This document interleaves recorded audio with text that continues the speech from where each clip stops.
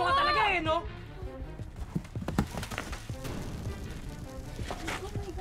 Kapoy patuloy, wala ka nang ginawang tama. Tignan mo! Gumawa ka pa ng sunog, oh! Mommy, tama na. Walang iya ka!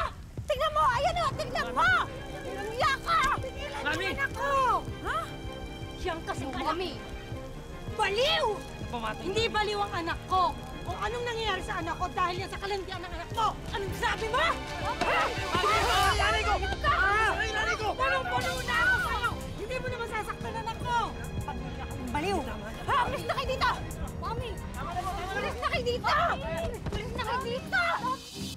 Yung anak niyo yung nagsimula dahil siya yung baliw! Isa ka pa! Pinagpasok ko to sa pamamahay ko, ginawa mong tangang anak ko!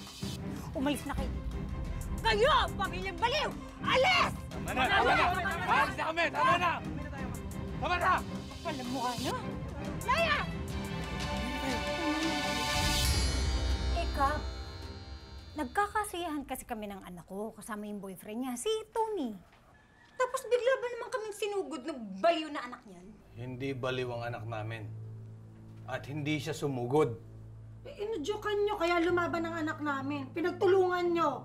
Kayo ang mga siraulo. Pwede ba, Narlita? Real talk na tayo dito, oh. Aminin na tayo. Aminin mo na.